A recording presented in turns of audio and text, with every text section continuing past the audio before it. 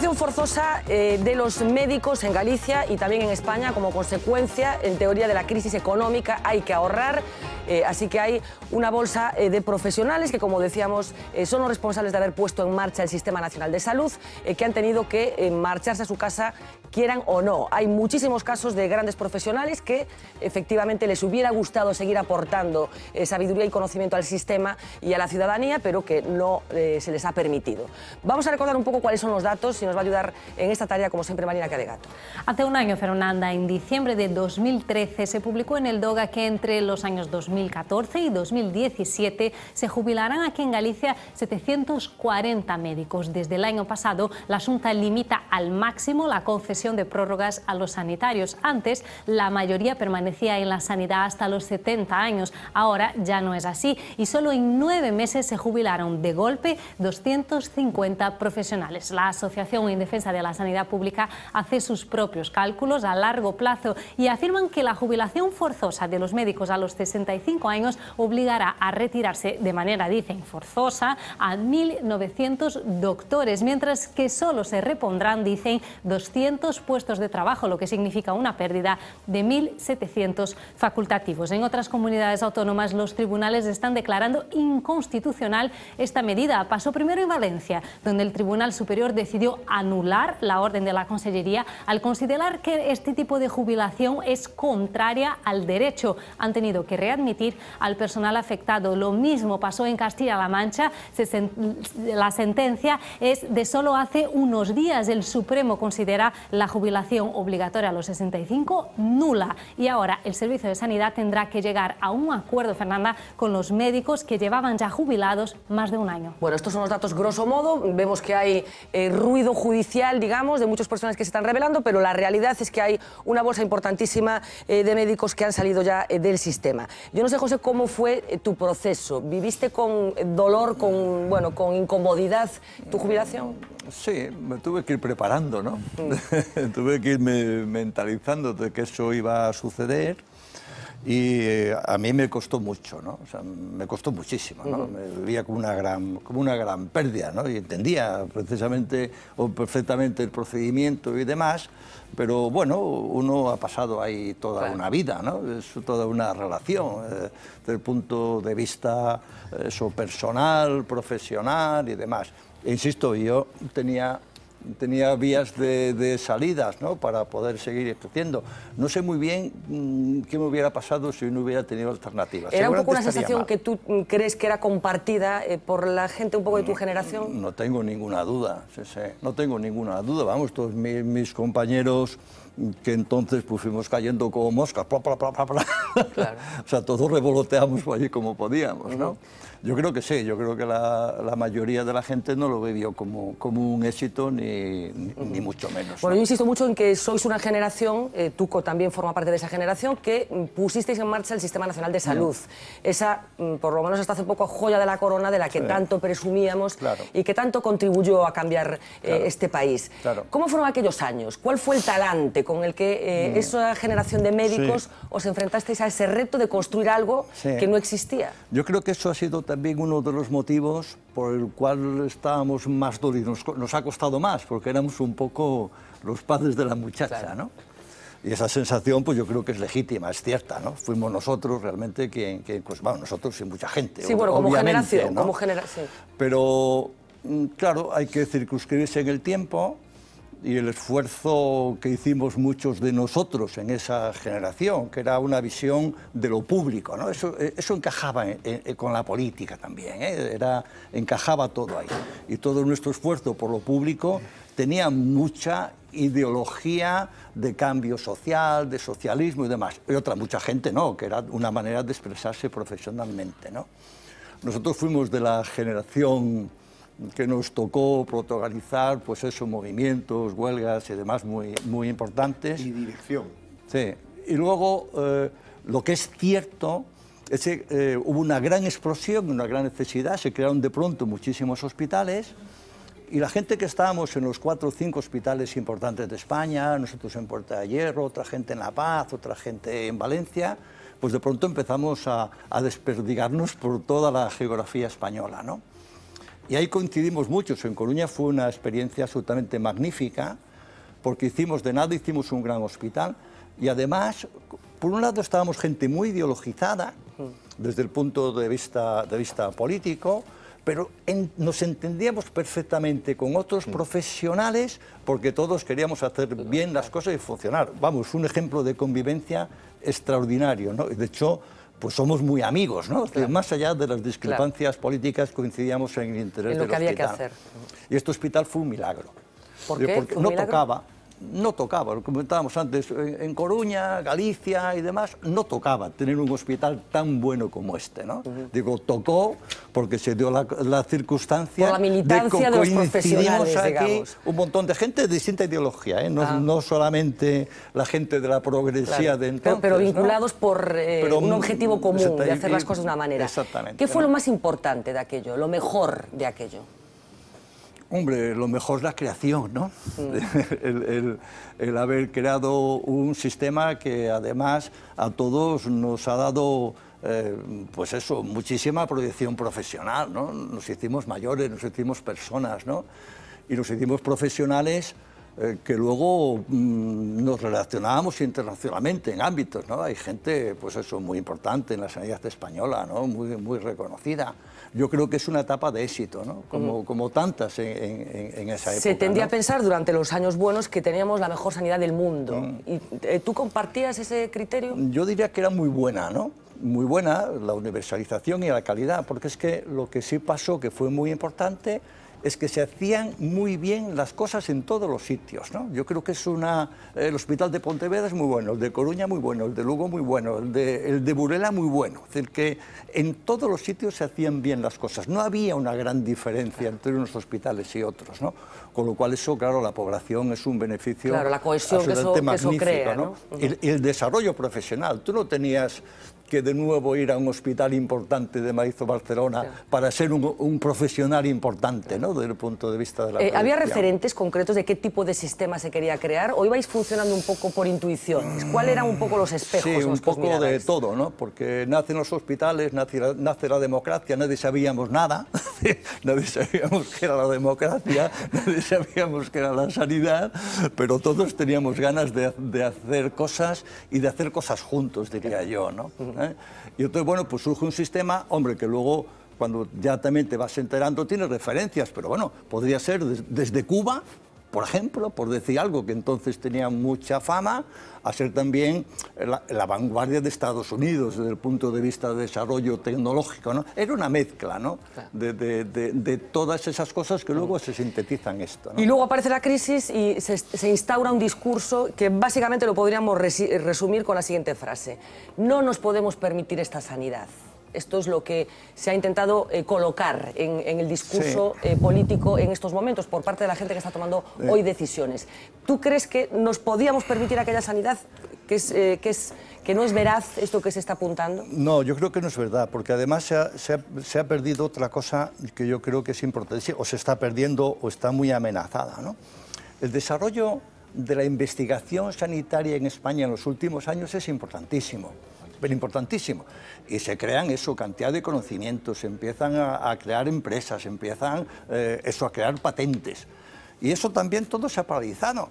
Pero ¿dónde va un país sin conocimiento, no? Digo, más allá del servicio, ¿dónde va sin el conocimiento? Porque no solamente matas servicio, matas conocimiento.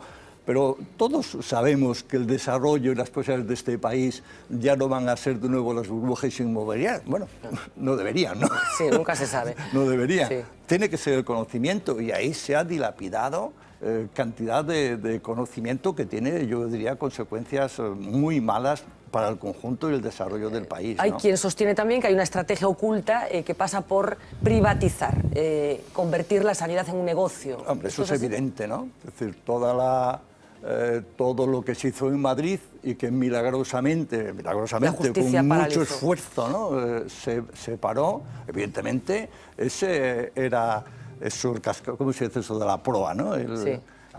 La proa, ¿no? Sí, el mascarón de proa. Iba a decir, sí, cascarón, y fin. El cascarón de proa. Menos mal que me callé. Vamos con coña. Era el laboratorio de lo que... Claro, es evidente, eso es evidente, ¿no? Si eso se hubiera materializado, el panorama ahora mismo habría cambiado, ¿no? ¿Tienes información concreta de cosas preocupantes que estén sucediendo ya ahora aquí? Hombre, yo creo los hospitales se han despersonalizado, ¿no? Esos hospitales donde los profesionales lo sentíamos como nuestro, era nuestro hospital, yo creo que ya no. Es decir, eso que decía mucha gente, que en este hospital se pone uno la camiseta de Juan Canalejo, que luego le cambiamos el nombre, se lo cambié. Bueno, pues eso se ha perdido, ¿no? Yo creo que el hospital ha perdido personalidad.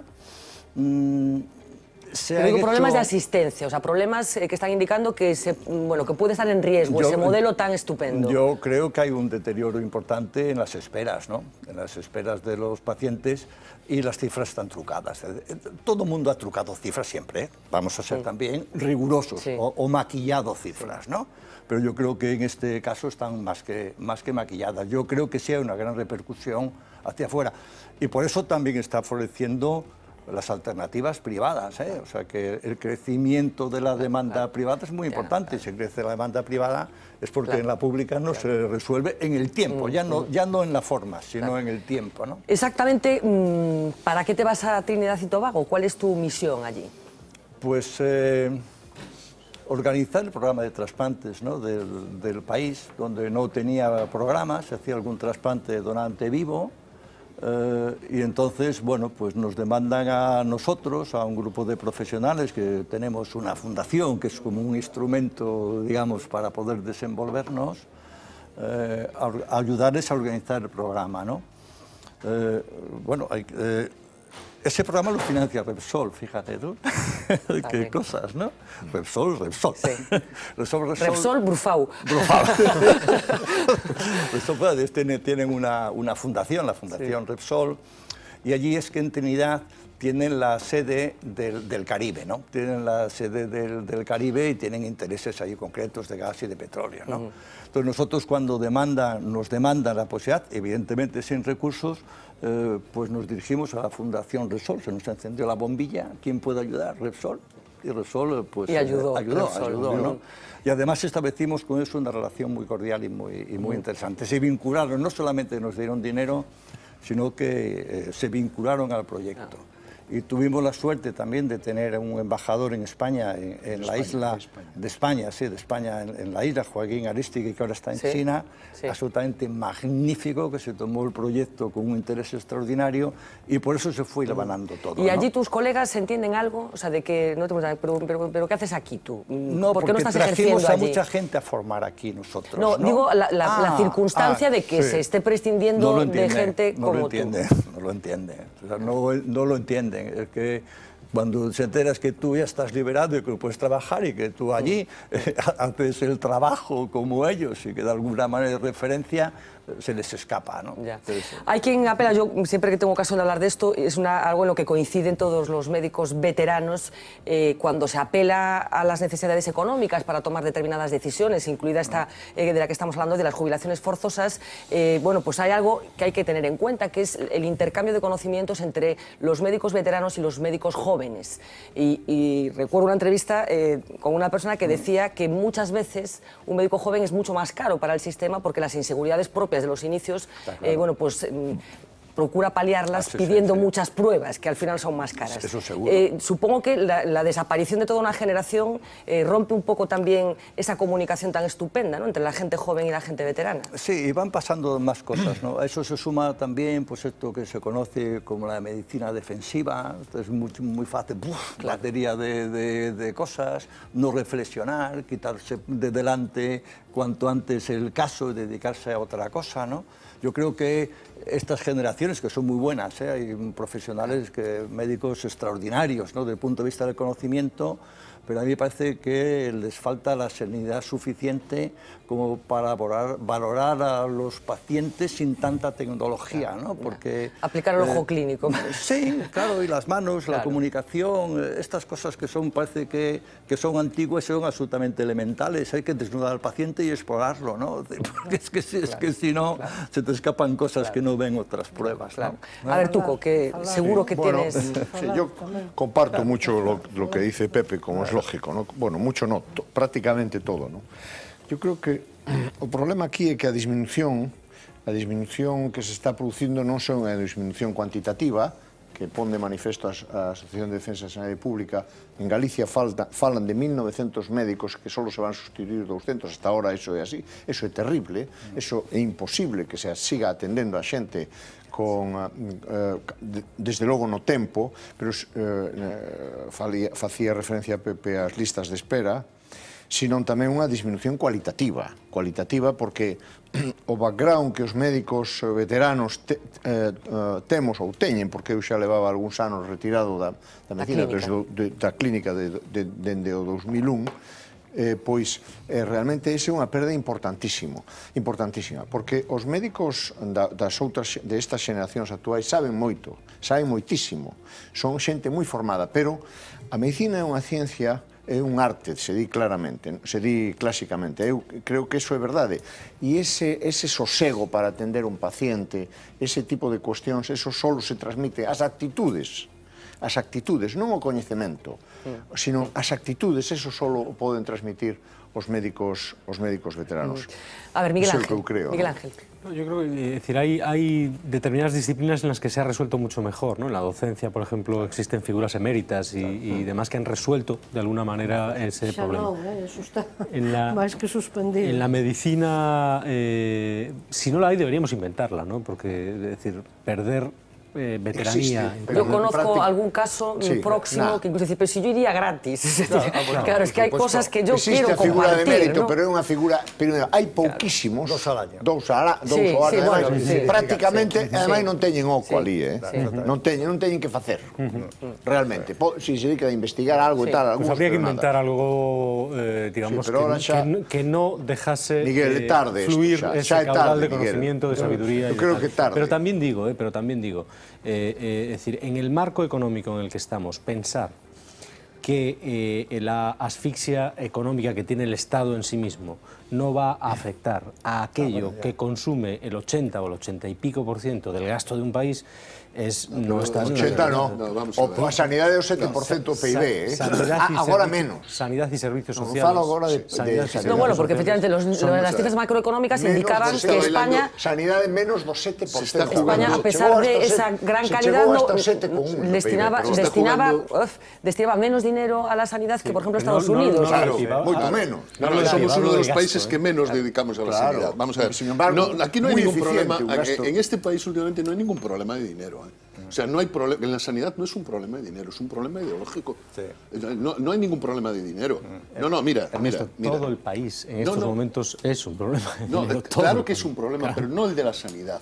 El de la sanidad no es ningún problema porque la sanidad vamos a ver, la sanidad no puede entrar en ninguna cuenta de resultados porque mi salud, mi vida, no depende de una cuenta de resultados y no puede estar en ninguna cuenta de resultados. Mira, el 50%, la privatización del 50% en este momento de los servicios sanitarios españoles, porque claro, es que lo que no se ha privatizado es la labor de los profesionales que hacen los trasplantes, de momento, pero lo que sí se ha privatizado son todos los servicios, hay incluidos... Ya en este sentido, bueno, ya, pero se han privatizado todos los servicios, incluidos, por ejemplo, los de los datos de los pacientes, que me parece de una gravedad que yo no sé si esto se puede privatizar así por las buenas. Bueno, hay puntos de vista ideológicos, yo un apunte nada más, por ejemplo, en estos momentos la sanidad en España no es universal, ya no es universal, y está la famosa medida que afecta a los inmigrantes, que hay comunidades gobernadas por el Partido Popular que no están aplicando. O sea que sí que hay matices ideológicos en qué cosas hay que hacer y qué cosas no hay que hacer. Decisiones políticas. Lo que yo digo es que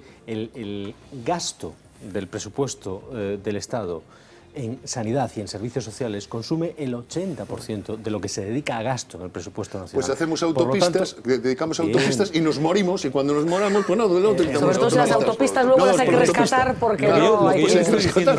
Pensar que eso no se va a ver afectado en la situación de asfixia en la que estamos es no estar en el... Os pido brevedad porque tenemos un menú todavía por degustar. Eu coido en primeiro lugar os parabéns por todo o seu traballo acumulado ao doutor García Buitrón e a outro que me alegro de coñecer persoalmente hoxe. E outro médico a quen si coñezo xa desde hai anos, premiado hoxe tamén, que tamén foi entrevistado aquí nesta casa, o doutor González Xonatei, efectivamente, por un premio recibido. Ben, moi brevemente, a mí pareceme que a respecto das xubilacións estritamente aos 65 anos, que se aplica a rixidez xustamente ao revés. É dicir, as autoridades, os gobernos actuais manteñen unha actitude absolutamente complacente ou servil a respecto de directivas europeas, por exemplo, da Unión Europea, xa non digamos de outros macro poderes como o Fondo Monetario Internacional ou, en fin, ou calquer outro, ou a Troika en xeral, e, en cambio, neste apartado, ou neste caso, onde tan valorable sería a toda a experiencia acumulada, pois esa rixidez. Claro que ten a vertente económica de que os sustitutos que non van ser equivalentes en número nunca, porque se amortizan moitas prazas de xubiláveis, os sustitutos van cobrar moito menos, naturalmente. Aí hai outra vía de abaratamento, pero non me chamedes, por favor, pedante, pero tal e como o vexo do punto de vista filosófico, a cuestión é que filosóficamente ou ideolóxicamente, enmárcase nun desprezo brutal da historia. Porque a historia é a que decanta a sabedoría, a acumulación crítica e o avanzo do coñecemento. E entón, como isto non se valora en absoluto, pois entón... A ver, veña, rapidamente, por favor, Nando. Es decir, bueno, yo, desde el punto de vista profesional, decir que de hace 4 años o cosas así, yo todos los meses o todos los trimestres tenía 2 o 3 médicos que querían prorrogar los 65 años. Hoy en día los que vienen ya saben que ya se van sin nada, con el consejo de que no lo intenten, porque en vía administrativa se lo tumban y en vía contenciosa administrativa también. Y luego decirte, José, que de todas las cosas interesantísimas que nos estás contando, me quedo con el reconocimiento de que un hombre de tu prestigio, de tu categoría, que has tenido puestos de tanta relevancia, hayas dicho con esa naturalidad que te caracteriza al hablar, que las cifras están trucadas y que las listas de espera son mucho más largas de las que nos hacen creer nuestros políticos, y después que nunca volveré a decir que la sanidad gallega es bananera, nunca lo volveré a decir, porque por lo que nos estás diciendo tú, ya nos gustaría que fuera bananera. Bueno, tampoco exageremos, tampoco exageremos. Bueno, mira, yo te digo una cosa, Tuco se va a cabrear conmigo por lo que voy a decir, pero yo... Seguro. No, el 1 de enero, el 1 de enero. Reconoce lo del 1 de enero, Tuco, reconócelo.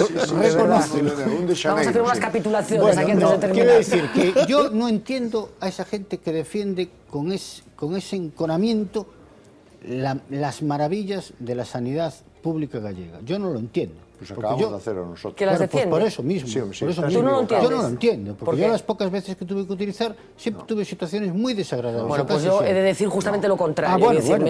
Me parece que nos preocupemos por la supervivencia del modelo no debe impedir que reconozcamos que nunca te van a tratar mal en el chuac. No, pero eu sei o que... No, pero eu sei como tratan a xente. Vamos a avanzar. Vamos a avanzar y yo sigo diciendo, sigue habiendo determinadas cosas que la gente recurre a la sanidad pública y no a la privada. Eso sigue pasando. Pasó siempre, pero ahora sigue sucediendo. Pues yo sería el primero en ir a la pública. Yo te estoy hablando un poco de la intendencia y del trato personal. No, un apunte, si me permites. Es que quiero avanzar. A ver, no, pero solo unha cousa sobre isto. Silence. Ernesto. No, un apunte nada más, doctor. Decía usted, de la nada hicimos un gran hospital. Váyase tranquilo, de un gran hospital van a hacer ahora la nada. Que no se preocupe que... Espero que non. Bueno, hombre, con esta pinta. En Madrid pararon isto. Quero decir, cando Margaret Thatcher, que a historia, como decía Pilar, hai que coñecela, Margaret Thatcher e John Major meteron unha dentellada moi importante ao National Health Service, Pepe, que foi o principal modelo que había puesto el que le ganó las elecciones a Churchill. Efectivamente. Lord Attlee. Efectivamente, que fixeron os laboristas, os socialistas británicos. Bueno, igual que aquí, por certo. Bueno, a ver, no divaguemos, porque entonces no llegamos a ningún sitio. El 1 de enero. Céntrate. Bueno, sí, foísemos Santo Ceo. Bueno, pues nada, datos informativos, venga, ya está. No vamos a cambiar de tema, por favor, Tuco. Só unha cousa, quero decir, moi importante falar, que non falamos nada e nos van a acusar de hospitalocentrismo con razón, a atención primaria. A gran revolución da sanidade española, o que realmente mellorou o aprecio dos cidadáns polo servicio e mellorou espectacularmente a asistencia sanitaria foi a atención primaria. Bueno, la sanidad. Muchos piensan que esto llevaba aquí desde cuando entonces, pues no, fue un poco después de cuando entonces. Nos vamos al plato de informativos. Como les decía, ha empezado un nuevo ciclo político, perdón, no político, electoral. Estamos a puntito de entrar en un año en el que van a pasar cosas, con un panorama político nuevo en el que hay muchas incertidumbres en relación con quiénes pueden ser los partidos que van a dirigir y organizar este país en los próximos años. Ha habido hoy dos sesiones de control, una en el Congreso de los Diputados, otra aquí en el Parlamento de Galicia, con tonos, bueno, que podrían ser similares. Uxía Rodríguez nos va a ayudar a hacer esta comparación. Adelante, Uxía. Nada, pues como decías, hoy casi de forma paralela en Galicia y en Madrid, en el Congreso de los Diputados y en el Parlamento gallego, Feijóo y Rajoy se enfrentaban a su última sesión de control de este año.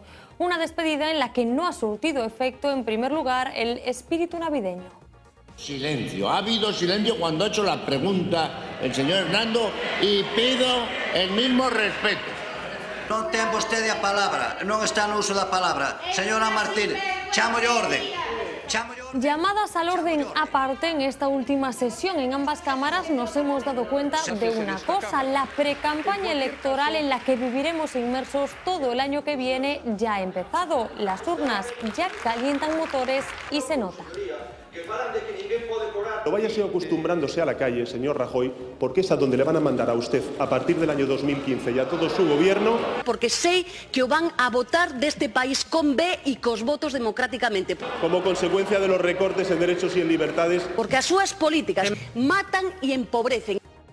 En Madrid, Pedro Sánchez decidió decir adiós a este 2014 atacando su diana el presidente del gobierno. Desde que el socialista se hiciera cargo de las riendas del PSOE este verano, nunca le habíamos escuchado un descalificativo así contra Rajoy. Y de ataque personal a ataque personal, aquí la guerra estaba entre dos. A usted solamente le falta recuperar aquella frase de la calle es mía, franquista, para demostrar a los españoles lo que realmente es usted, el presidente más retrógrado de la democracia española. Es el señor Pérez Rubalcaba, que probablemente tenía bastante más tino que usted cuando pronunciaba frases en esta Cámara. Tiene usted una cierta confusión a la hora de tener un criterio sobre cualquier cosa. En el Congreso de los Diputados los disparos estaban claros, de Sánchez a Rajoy y viceversa. La estrategia del primero pasa por intentar desgastar al presidente mostrando sus políticas como una ofensiva directa contra los ciudadanos. La del segundo por restarle seriedad al líder de la oposición. Aquí en Galicia, Feijóo decidió ampliar su ataque, incluso a quienes no forman parte del Parlamento. E incluso hai outros, señoría, que falan de que ninguén pode cobrar máis de 1.500 euros e resulta que acreditan rentas superiores a 70.000 euros ao ano. Como é natural, señoría, esos son os das mareas. Nós, as mareas, o que producen en Galicia é a morte dos mariñeiros. Esa é a única marea que nos preocupa. Moitas grazas, señoría. Denuncias de recortes que no cesan, acusaciones de corrupción en todas las bancadas, culpas a la herencia recibida, medallas autoconcedidas por los visos de recuperación y un largo etcétera.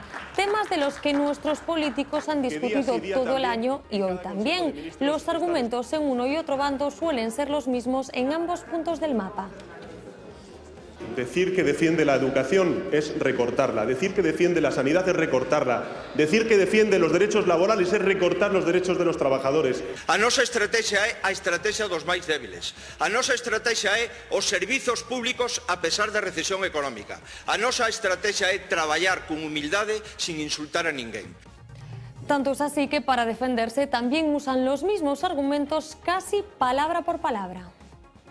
En esta legislatura no ha subido la luz un 70%, sino que bajará. Se incrementou durante a época do Partido Socialista, máis dun 60%. Y se ha arreglado un déficit tarifario, señoría, que también nos dejaron endosado. Os socialistas deixaron unha débeda coas eléctricas de máis de 26.000 millóns de euros. En las fábricas de Avilés y de La Coruña no hicieron la puja conforme a ese mismo criterio. E puxe na subasta eléctrica cos bloques que necesita para Coruña e Avilés. Pues así ha sido, Fernanda, este adiós en paralelo en las dos cámaras. Sí, veíamos en esa primera parte de la conexión contigo ese rifirrafe entre Rajoy y Pedro Sánchez, esa apelación a la calle es mía, que enseguida Marina nos va a desvelar ese misterio de que se esconde detrás de haber sido acuñada, pero resulta que es que el desencuentro entre ambos líderes continuó en esa nueva plaza pública que es Twitter. Cuéntanos. Pues efectivamente, el cara a cara entre Mariano Rajoy y Pedro Sánchez no terminó en el Congreso. Sorprendentemente, el rifirrafe siguió en Twitter, y decimos sorprendentemente porque es la primera vez que los líderes de los dos principales partidos se lían en las redes sociales. Como acabamos de escuchar, Sánchez tachó de fascista al presidente y este le contestó intentando descalificarlo. El caso es que parece que a Rajoy no le llegó la respuesta y decidió contraatacar unas horas después en Twitter. Esto es lo que escribían en la cuenta oficial del presidente. Señor Sánchez, no se puede hacer una cosa cuando gobiernan y otra cuando está en la oposición. Manifiesta una preocupante falta de criterio. Tuit literal y directo del presidente al líder del PSOE, que este contestó 2 horas después, como vamos a ver ahora. Pedro Sánchez dice literalmente: Mariano Rajoy, no se preocupe, a diferencia de usted, cumpliré con mi compromiso electoral y no defraudaré como ha hecho usted a los españoles. Pues Fernanda, por ahora ahí sí ha quedado la cosa. Bueno, pues hay que estar muy pendientes de Twitter. Hay un dato muy llamativo que indica que efectivamente hay cosas que se están ventilando en esta red social.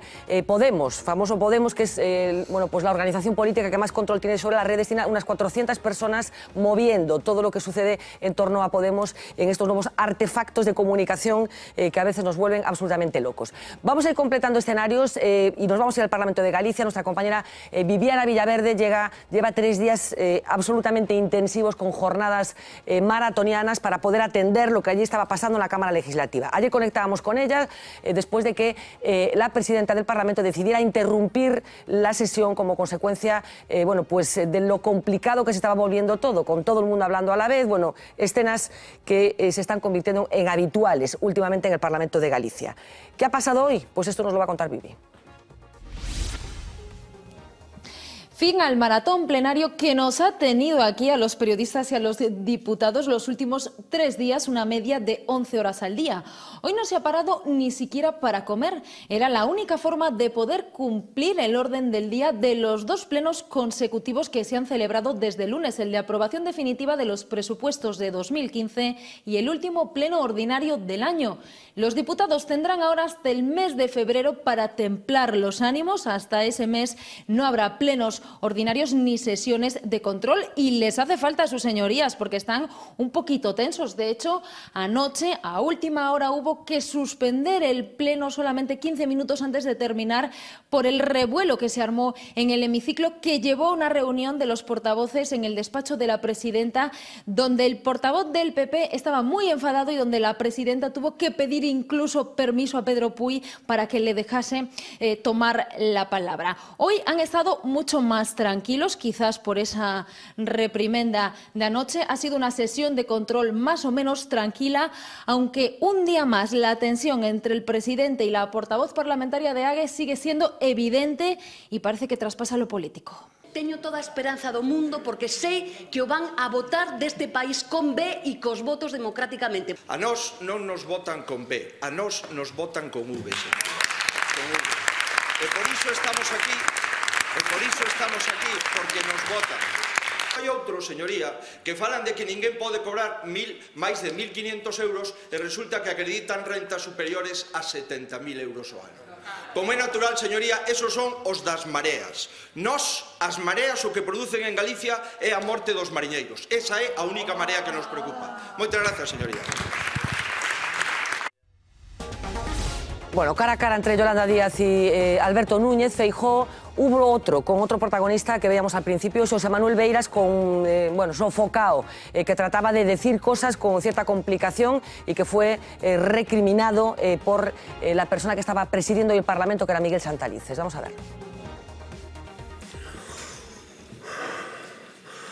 Non quero facer bromas, hoxe non teño gazos casi nin siquiera para falar sin brincadeiras. Estou dicindo algo que procurarei rematar. pero supoño que terá algún interés o que estou intentando explicar, que é moi complicado. E se non, nada, calo e acabouse, que non teño ninguna pretensión de falar máis do debido. Gracias, señor Beiras. É en síntese a cuestión. Gracias, señor Beiras. Non me das gracias. Sí, home, sí, cumplo como deber. Non faga como aqueles que abordan os xornalistas porque están imputados en casos e non contestan e dicen moitas gracias, señor Beiras. Que o colmo do cinismo.